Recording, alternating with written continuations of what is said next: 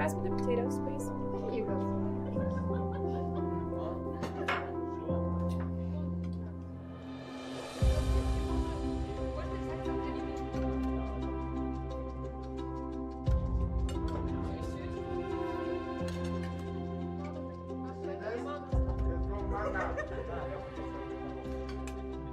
Hey, Nazar. So, how was that vacation that you finally decided to take? Where'd you guys go with the family? Dude, I had 3 weeks of PTO, so we decided to go across the United States. Okay. And yeah, God really blessed us. It was awesome. That's nice. Where did you guys go?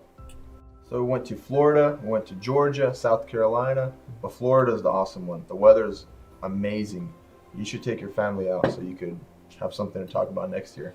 Peter, Dorina, did you guys like it? Yeah, it was okay. I really enjoyed it. We finally got to see our family and visit their church. Hey Dad, when are we finally going to take that vacation? As soon as those grades go up. Listen, did you like the salad that I made? I did really enjoy it. What did you add to it? I added some garlic to it. I'm okay. I thought I tasted something different in there. Well, it's getting late. Neighbors, thank you so much for all the food. It was amazing. Kids, let's start getting ready and we're gonna head out soon. No, not yet. You can stay for a little longer. Well, Sergi, Sophia, thank you so much for the night. Good night. Food was amazing. Thank you All for right, coming. Penny, let's go. Kids, you guys ready? Good night. I'm getting stuck in traffic. Right across the street. Bye. All right, kids. Daily devotional time. All right. Today, Mom's going to tell you a story of a great man of God who God used for his glory. The story began in Egypt when the Israelites were enslaved by the Egyptians. The Israel population was outgrowing the Egyptians, and the Egyptians became afraid. The Egyptians' leader decided that if he killed all the baby boys, then his fear would never come true. The Egyptians passed a horrible law to kill every newborn baby boy. But one loving Israelite mother decided to hide her baby boy. She hid him for about 3 months, and when she couldn't hide him anymore, she made a basket that could float on water and put her baby boy into it. She put this basket into the river, and the basket swam away. Many people might ask, why was this little child abandoned? Even though the mother had to abandon her child, God was still with this little baby boy. God never abandons us, even in our hardest times of struggle. And isn't he the one who brought the nation of Israel out of slavery? Yes, that's exactly right. Okay, Bible study's over. Let's get on our knees and pray before we go to bed.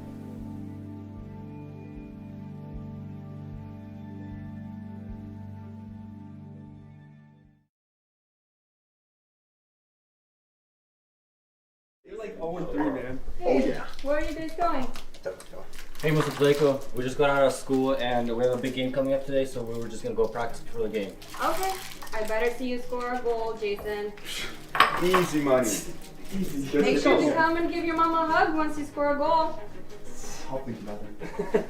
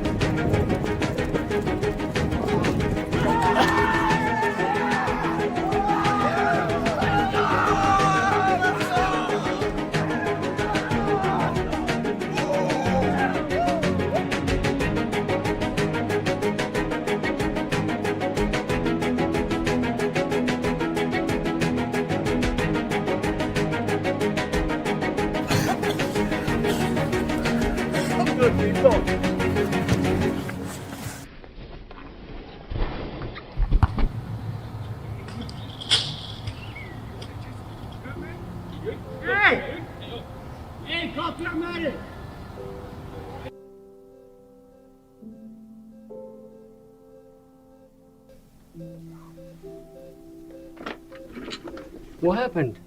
Is Jason okay? He was running and It's alright, honey. Everything's gonna be okay. We'll just wait and see what they tell us. Hi, my name's Dr. Miller. Bateco family? Yeah. His parents, okay. So with Jason here, we did that CT scan of his lungs, given how short of breath he was when he first came in. And we found something that was a little bit concerning. There's a mass in his right lung, and it looks a lot like cancer.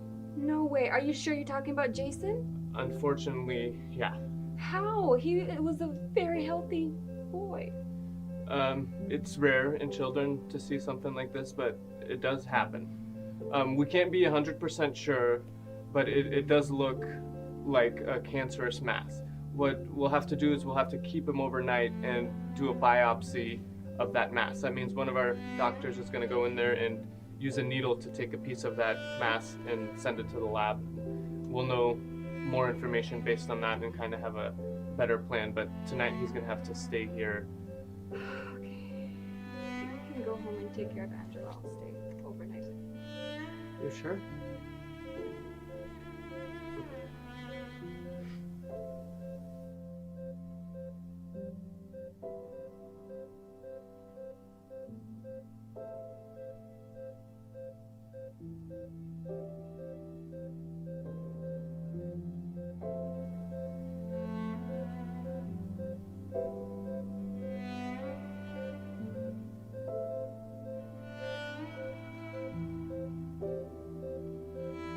Dear Lord,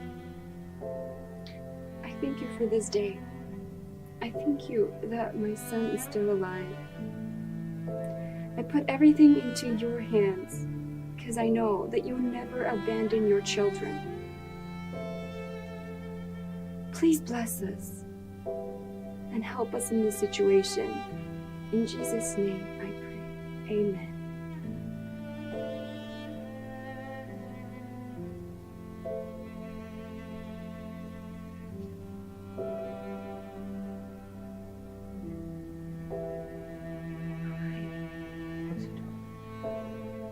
He's doing good. He slept all night.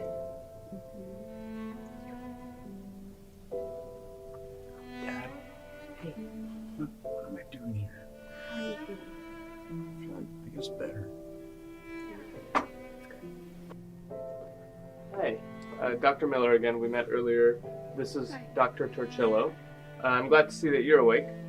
So, we did get the results of that biopsy back, and unfortunately, it is cancer. Dr. Torchillo is an oncologist. She's an expert in this field, and she's a lot more educated in this than me. She'll be able to answer a lot of questions regarding the care plan and how we're going to proceed. So I'm going to let her take over, okay?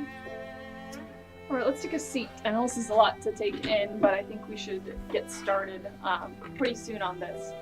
So the tumor, it's a big tumor. It's in his right lower lobe. It's localized there. It hasn't spread just yet. And we're hoping that it's an operable tumor. I'm gonna have Dr. Miller look at the images a little bit more closely to see. Right now, though, we can continue with radiation and chemotherapy in hopes of shrinking this tumor so that resecting it will be a little bit easier. But you can think about surgery a little bit later in the road. But in the meantime, Jason can go home. He doesn't really have to deviate too much from his previous activities. He can be a normal kid, just he cannot put too much strain onto his lungs. So no more soccer, unfortunately, Jason.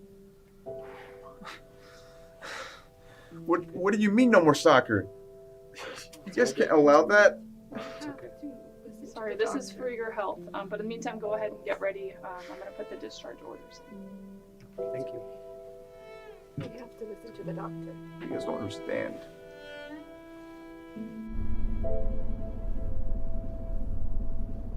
Mom, don't ever take me to this place ever again. These people don't know what they're talking about. They want me to stop playing soccer. You know I'm never gonna do that. Jason, you know that these people want what is best for you. Yeah. Not playing soccer is just a small sacrifice. Small sacrifice? A small sacrifice? Yeah, you don't understand, Mom. I thought you wanted me to play soccer. I thought it's the healthy thing to do, like you say. You're just a hypocrite. Jason, I can't even imagine what you're going through. But not playing soccer? You know what? Just stop. Yeah, sure, you know. You understand what I'm going through. Jason, Me and Dad will be here for you every step of the way. Yeah, sure, whatever. Jason, don't talk to your mom like that. You better apologize. Mom, I'm sorry, but this is just so unexpected. I guess we just have to pray so these so-called doctors do their job.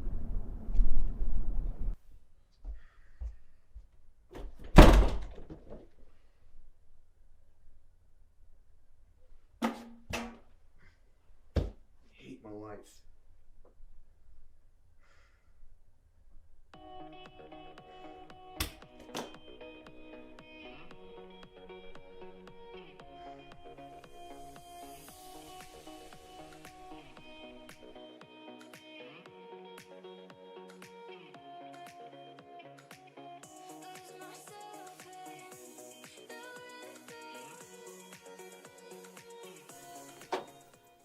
What you looking at, bro? Don't worry about it. Man, get your lazy legs off the bed, boy. We got a big game coming up, you know? I know. And we need you on the field. I won't make it, guys. What? The dudes in the white suits came and they told me that if I keep running, supposedly my lungs would explode. Are you serious, bro? We got a big game coming up this week. I know. You guys think I like laying here all day, not being able to run on the field with you guys? Seriously, think about it. You guys have to understand, things aren't the same anymore. Sorry about that, man, but like, we gotta head out of practice, okay? See you at church? Yeah, see you guys at church. Just make sure your lungs don't explode, man, okay?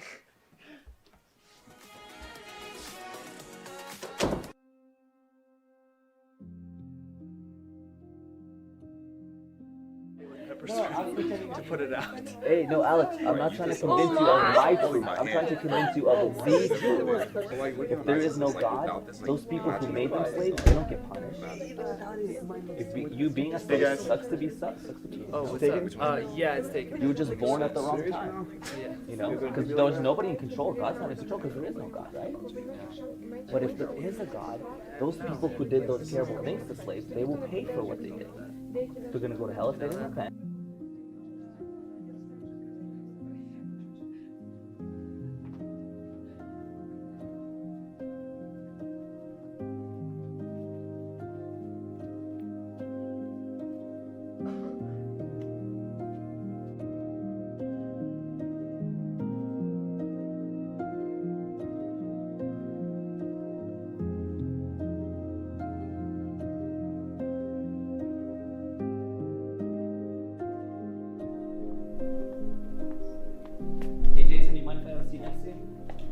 Sure.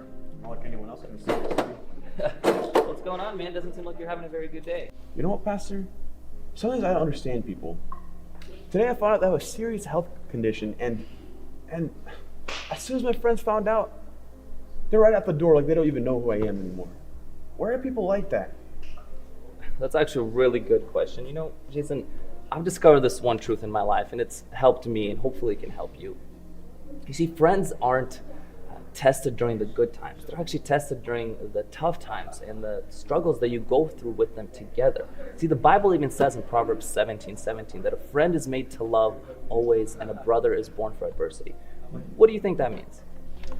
Honestly, Pastor, I think that it means that your friends, or your true friends at least, that when you're going through a tough decision or a tough time, that they're there for you. They're the ones that are going to tell you, you know, we're here for you. We will support you through this difficult time. You know, now that you brought up the Bible, I feel like Jesus in Gethsemane. I'm sweating my blood. And my friends, they're arrogant and ignorant to the fact of what's really happening to me. It's like they forgot all the good deeds I've done for them. I understand, Jason, but you know that God doesn't view the situation like that. I know. See, why is it like that? Well, here, let me tell you something. You see, God doesn't care about how many good deeds we've done or how many bad deeds we've done. He's given us salvation through his son, Jesus Christ, not by how many good things we've done. Yeah, I understand that part, but why? Well, then why do you care if people see all the good things you've done or not? I know as people we want recognition for everything we do, but that's not what the Bible and what Jesus calls us to do. In fact, he actually calls us to do good things even when people don't recognize us. And I did see you last week helping out pick up the chairs after service and the tables, and You know, that's what I love about you, Jason. You're very genuine when it comes to good deeds. You don't care if people see you. And that's what the Christ calls us to do, the Bible teaches. Continue doing that, Jason. Well, it's time for me to go. My wife's waiting for me, but I hope our conversation helped you a little bit. Okay, well, thanks for the company, Pastor. Blessings. Blessings.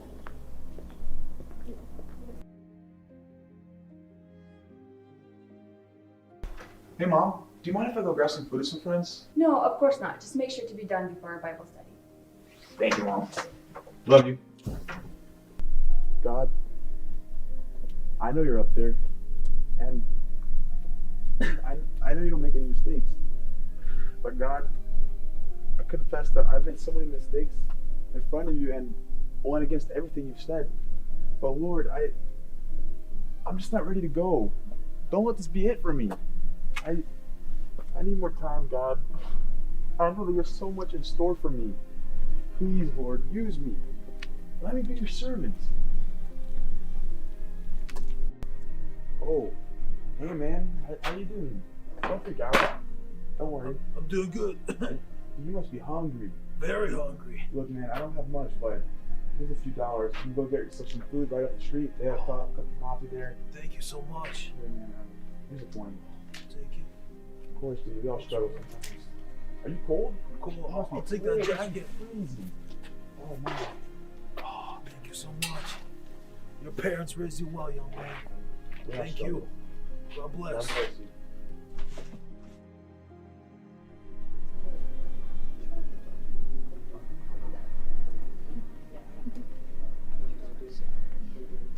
Good afternoon. Good to see you guys.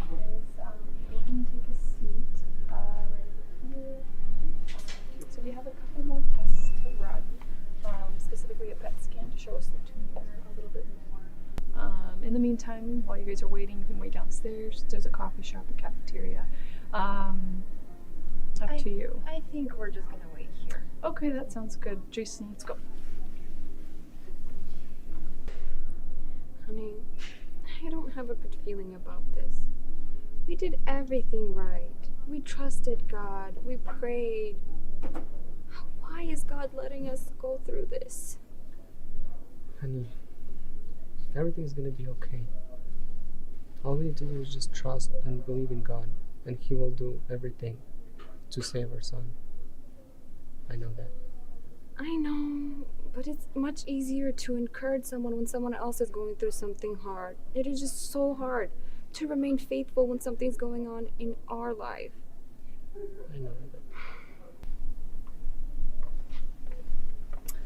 All right, we're all done. Finally, you can go home. Finally.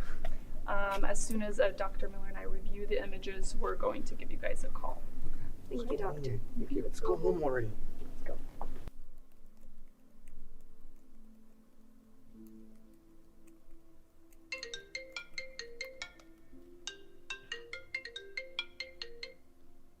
Hello? Good evening, Mrs. Bateko. This is Dr. Torchillo calling. I'm calling in regards to the PET scan that we did for your son, Jason. I'm calling to follow up after further examination with Dr. Miller and I. Unfortunately, I don't have very great news. The cancer has progressed to stage 3. It seems to be in stage 3A, which is something we call when it's localized. My God. Different tissues in the body in that area. So it seems to have spread to his bronchus, his lung lining, even the chest wall. And we see some of it in the diaphragm as well. We also suspect that it's spread to the pericardium of his heart. I know this isn't the news that you guys were expecting, and I'm sorry to be the bearer of them, but typically at this point I would highly recommend to schedule surgery to remove as much as you can of that tumor that's in the right lobe, and then I would definitely recommend to continue with the radiation and chemotherapy. I know this is a lot to take in, but we don't have much time. Doctor, we were doing everything that we were told. We were giving him everything that you prescribed. How could things get worse? I'm sorry, Sophia, but there's just some questions that neither I or anyone can answer. I'm gonna give you some time to think this over and talk it over with your husband and with Jason. I really hope you have a better rest of your night. Call me if you have any questions. We'll stay in touch. Thank you. Bye. Bye.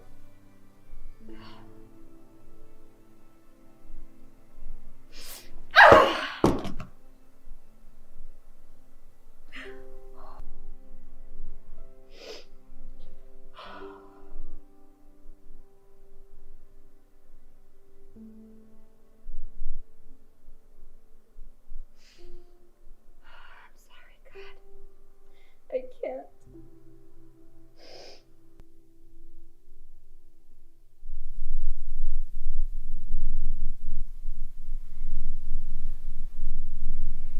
Why are you already up? I couldn't sleep all night. I was thinking about what the doctor said. Honey, he just said that he will give us a call when the results are back. That doesn't mean bad results. Well, they are. The doctor called and said that our son now has stage 3 cancer. Can you believe it? It's getting worse. How are we supposed to tell Jason this? There's still hope. Just don't even try being encouraging right now. I'm not in the mood for that. Here, can you just call the doctor? I need to go get ready.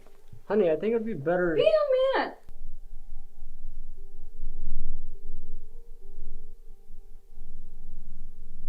Hey, Dr. Torcello.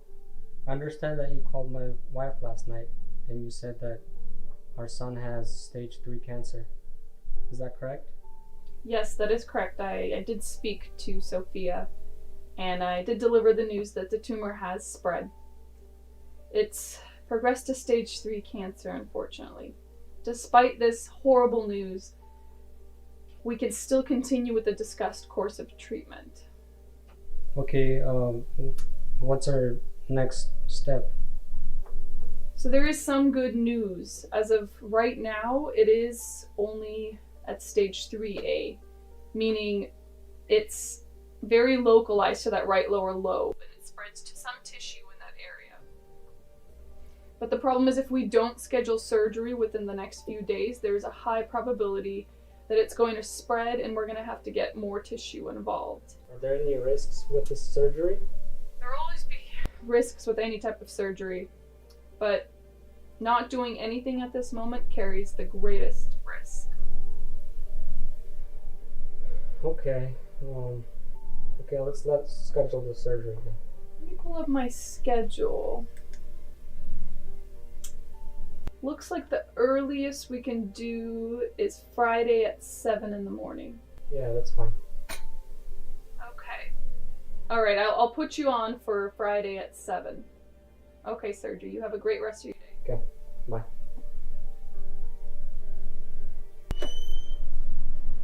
So, what did he say? Well, Dr. Torcello said that there's good news. Oh yeah? Yeah. So we should be thankful to God that the cancer is at this stage and it hasn't spread any further. Okay.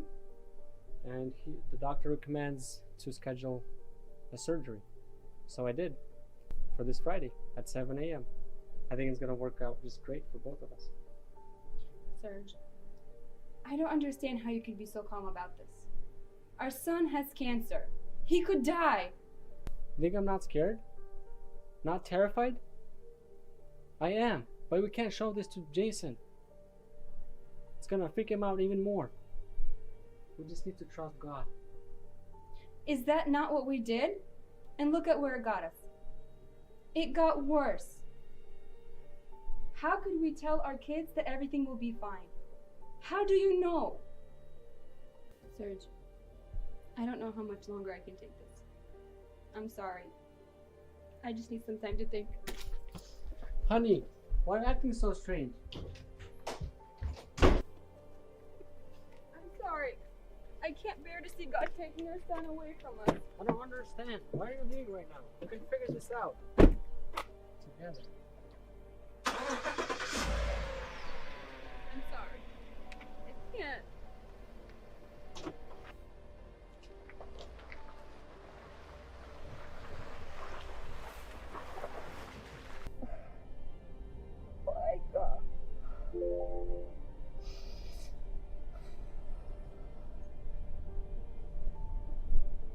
fine.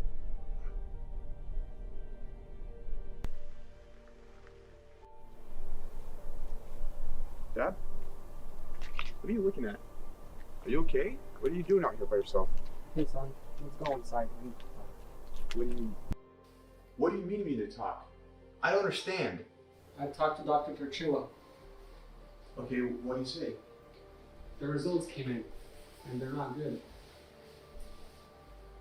He said that you have stage 3 cancer, and the best way to treat it is go in for a surgery. I know it is scary, but there's still hope. If we go in for a surgery, we will be able to remove it. I scheduled the surgery for this Friday, because that's the only day he can do it. Okay. And I'm sure you want to do it as soon as possible. Just get it done and be over with, right? Yeah, I think that's probably the best choice. Hey Dad, where's Mom? Mom had to go somewhere. Anyways, I'm gonna take a few days off. Dad, you don't have to do that. I'm sick and tired of everyone feeling bad for me. Seriously, and now you're taking your days off for me? Dad, really, it's fine. I know you were trying to save those days up for our vacation. If those grades go up, I said if those grades go up, I made up my mind. Here's $20. Believe me, you don't want me to make your lunch. Go grab your stuff and we'll continue. But this Dad! We'll continue this conversation later.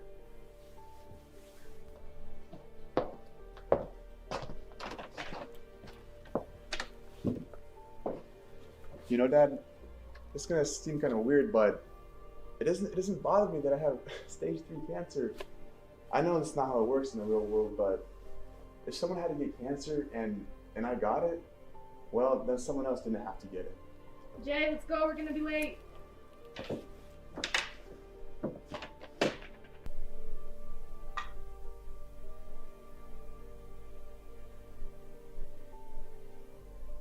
Hey, Nazar?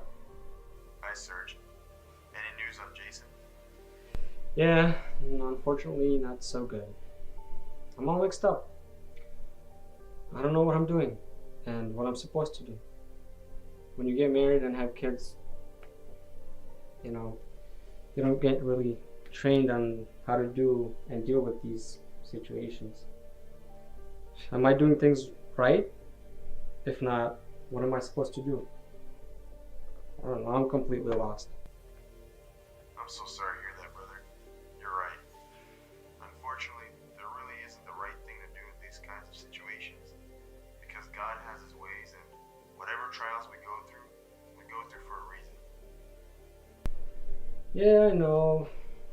But I feel like anything I do just makes everything worse. And I don't know how much strength I have left. And how much longer I can keep my face in front of my kids as if everything is fine. I'm sorry, brother. I wish there was something I could do, or at least encourage you. How's Sophia taking this? Yeah, that's the thing, she completely broke down and she said she needed some time, and so she left. How did the kids take it? I didn't tell them why she left, but I did tell Jason about this situation, and the response was quite shocking. Really? What do you mean? Well, he heard the news and said that he is fine with going through the surgery. I was expecting him to be frustrated and, I don't know, he burned the house down or something. But you have house insurance, right?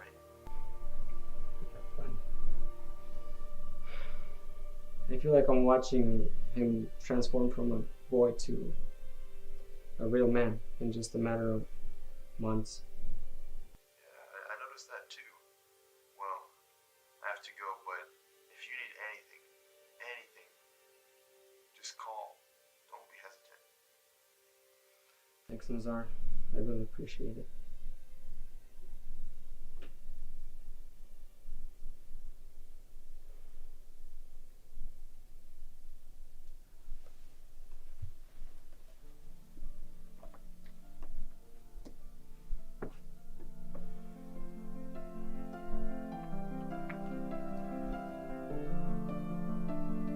Dear Lord, thank you that my son is still alive and with us today.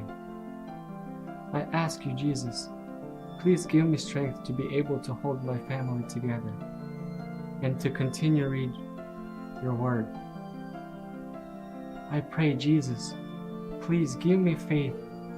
It is so hard to remain faithful with everything that's going on. God, please give me the wisdom to do what is right before you. I don't know how much longer I can take this.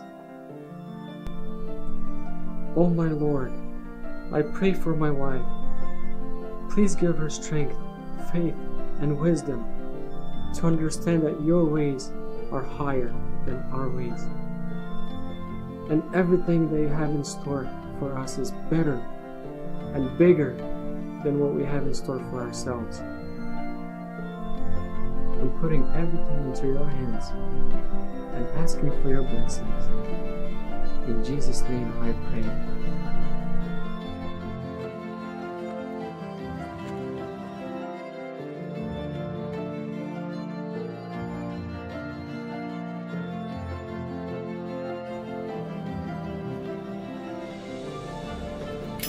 Good morning, young lady. Can I get started for you today? Can I get a decaf strawberry white chocolate mocha, have sweetness and whipping cream on top, please?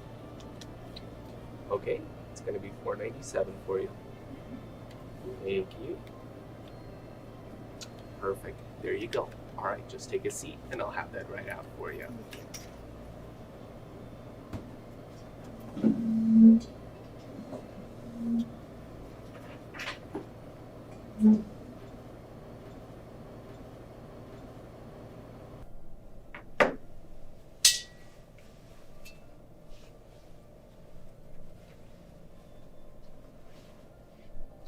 There's your coffee for you, young lady. Thank you.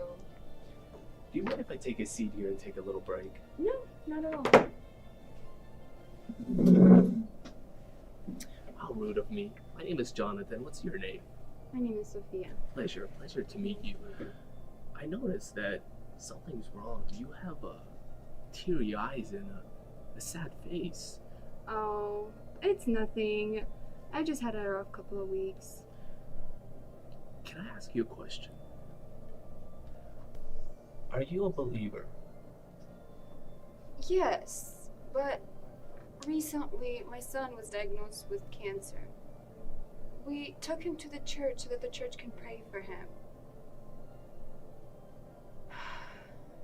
But instead of the cancer getting better, it got a lot worse. I don't know what to do anymore. I had to leave my home because I just couldn't bear to see God taking my son away from me. Unfortunately, I know exactly what you're talking about. I lost my parents when I was about your age. Oh, I'm so sorry. They passed this coffee shop on to me. They died within 2 months. I had the birth of my only son a few months later. He was the cutest little boy. He passed away from cancer as well. I'm so sorry to hear that. Thank you. I started questioning God, His existence, how He could take my everything away from me. I lost everything. 3 years after the birth of our little son, my wife left me. I was left with absolutely nothing. And then one day I was sitting in the coffee shop and a man came in. And he began to ask me questions. He reminded me of the story of Job. And he said a few words and they stuck to me to this day. He said, what God gave, He took. Job had everything, wealth, family, kids. And one day he was left with nothing. God took everything away from him. But He gave him even more than he had. Even after his wife left him, Job remained faithful. And God gave him more than he had in the beginning. You just described me. What do you mean? I'm exactly like Job's wife. I see. Please, don't make the same mistake that I did. I turned away from God, and I regret doing it. It took so much to find my way back to Him. Trust me, it left a big scar in my heart, and I don't desire that for anyone else. Thank you, Jonathan. That's exactly what I needed to hear. So my advice to you today would be go home, go to your family, spend time with your kids, whether it's 2 days or 20 years. Here, let me pray for you and your family.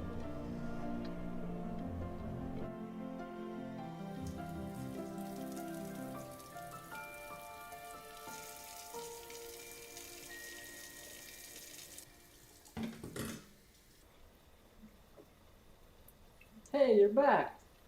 Hi, honey. I'm so sorry. I had to clear my head. It's okay. I'm glad you figured things out. Thank you for not telling the kids. I had faith God was going to lead you through the struggle. Serge, have I ever told you how blessed I am to have you as my husband? I'm sorry that I have not been the godly wife that you deserve. You know what? What? Today, I realized something. What did you realize? You know what my best man said? What? Actually, today I was so nervous about you. You were so mad. And then a few hours later, you're fine. Don't change the subject. What did your best friend say? That one more complicated. Stop it.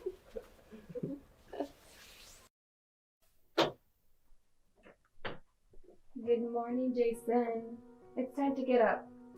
You have to be ready in 30 minutes.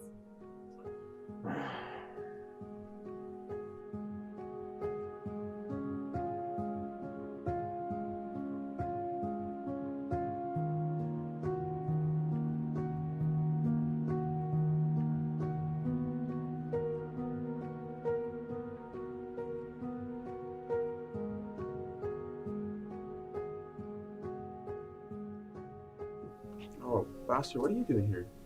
Hey, Jason, your parents told me you were having surgery, so I decided to stop by and see how you were doing.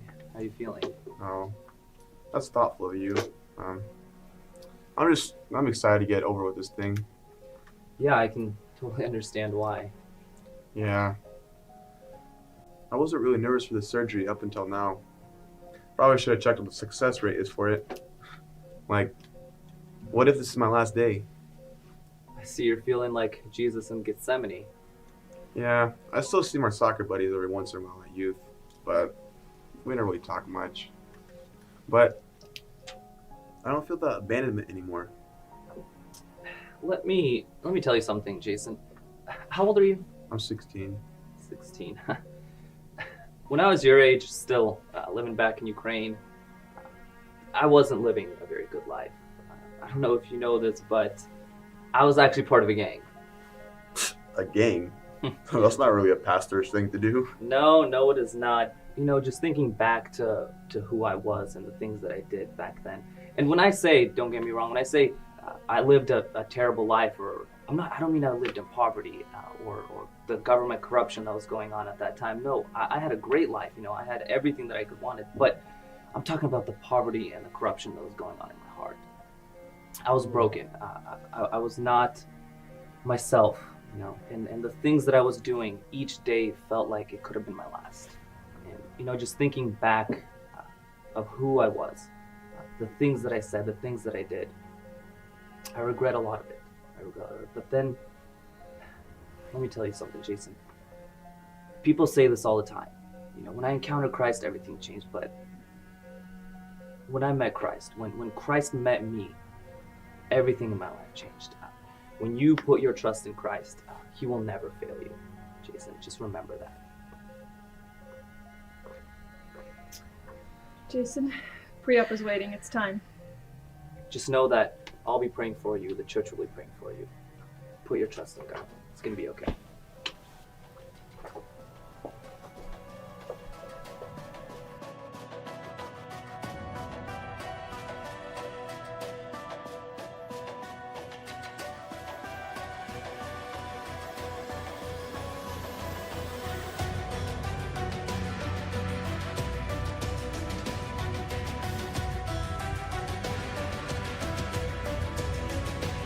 Where is vitals?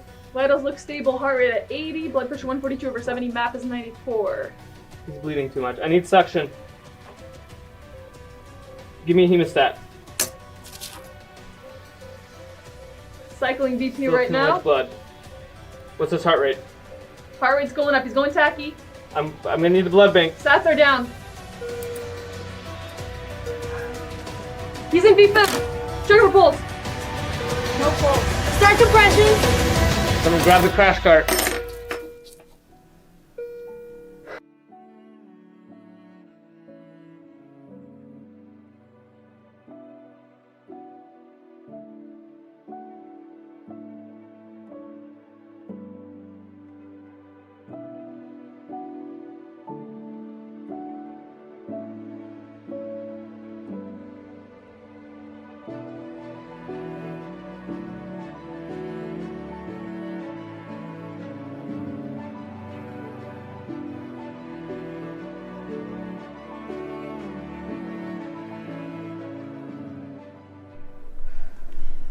Hello, my name is Jana.